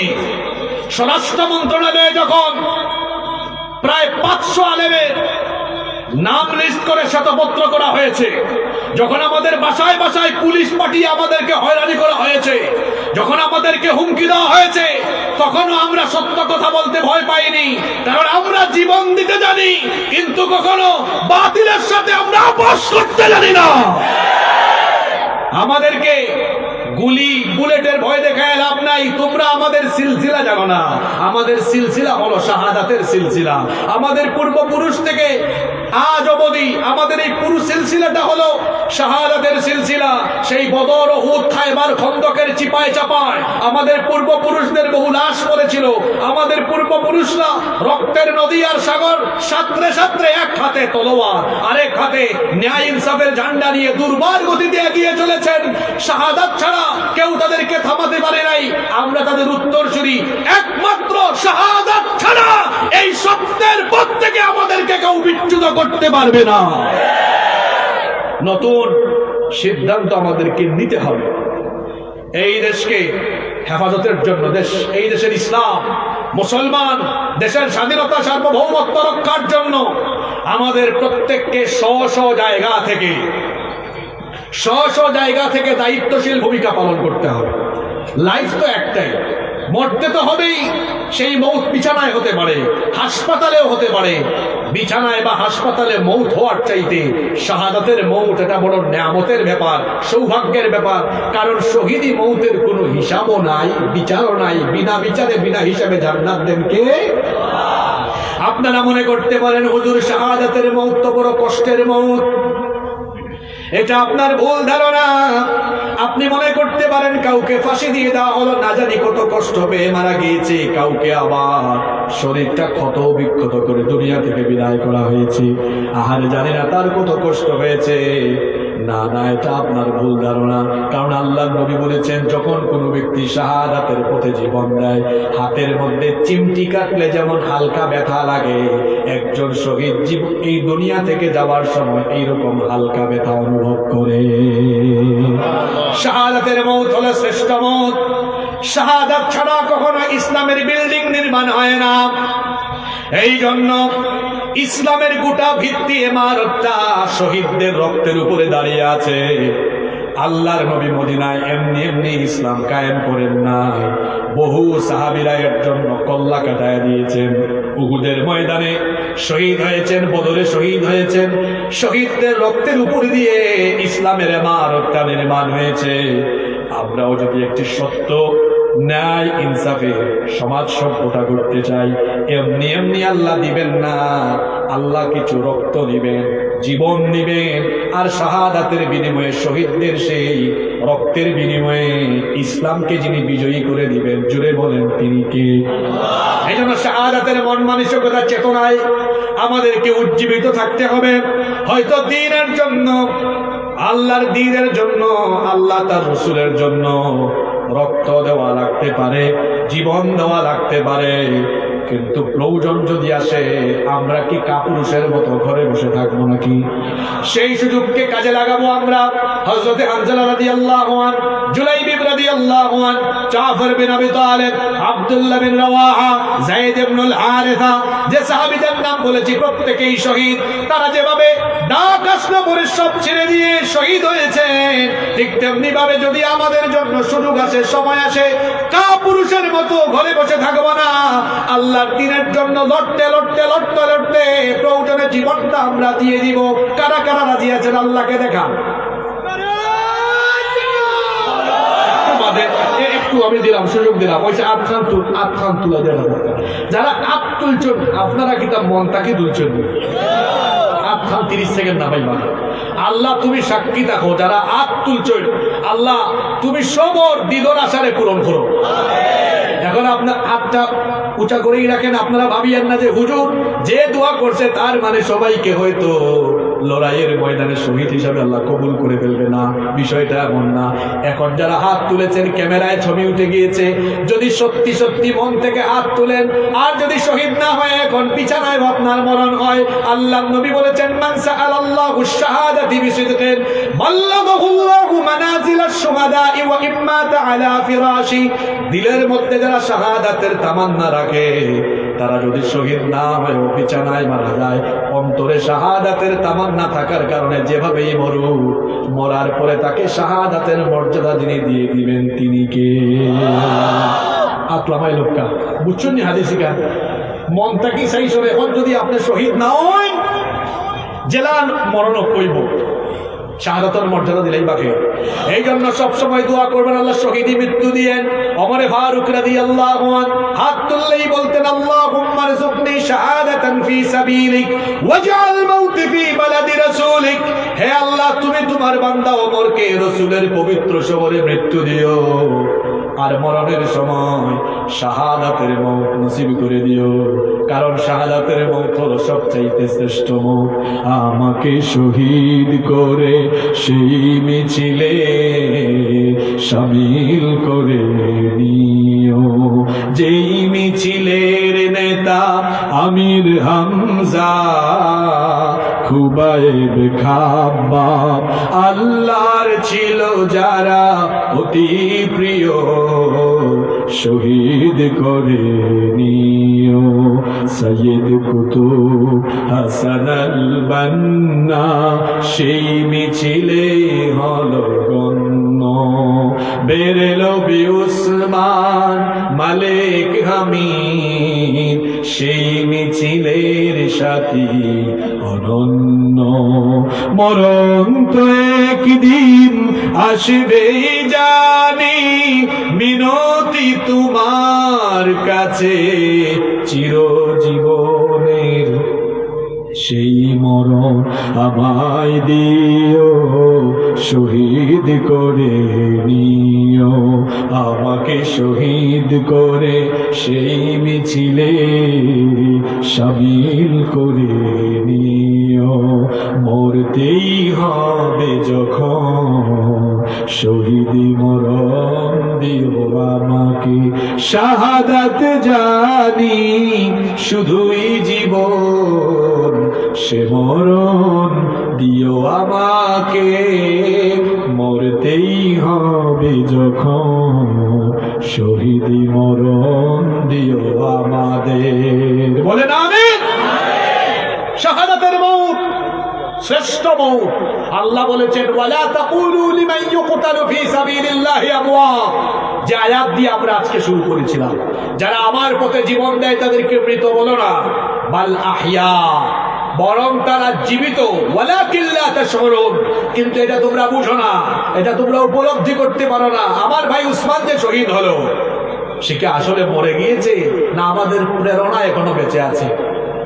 বাবা, তুমি যে গুলিটা মারছো,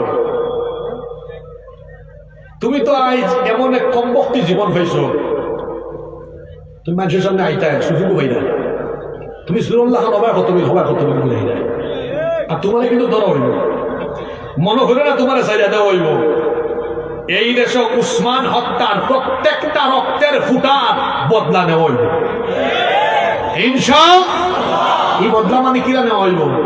ওসমান যেভাবে সত্য ন্যায় ইনসাফে একটি রাষ্ট্রের স্বপ্ন দেখেছে, আমরা সত্য ন্যায় ইনসাফে রাষ্ট্র গঠন করে তার বদলা নিব।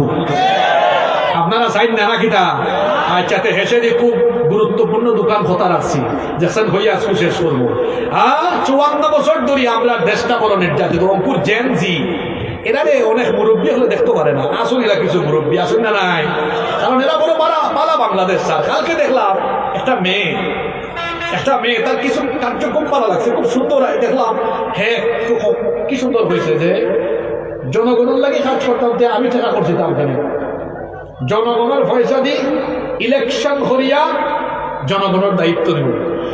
আমি চিন্তা করছি দেখি যে কিতাও ওরে বাপরে বাপ। আজকে দেখলাম ফেসবুকে 30 লাখ টাকা মানুষের দিলাইছেন, পরে আমি দেখলাম বুঝছি এটা আগর জমানা পাল্টে গেছে। ওই যে অঙ্কুর জেনজি, এরা অঙ্কু পৌঁছা বাংলাদেশ চায়, চুরি সামারি দুর্নীতির দিন শেষ, স্বচ্ছতা জবাবদিহিতার বাংলাদেশ।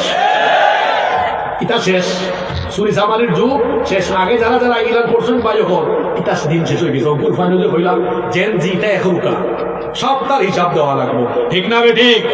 আমরা 54 বছর দেখিলছি, আমরা দেশের উন্নতি হল না। বিচারের দিকে যদি চাই, দেখো হক্কা চাই, ন্যায় বিচারর লাগে আল্লাহর আইন উত্তম না মানুষের আইন উত্তম?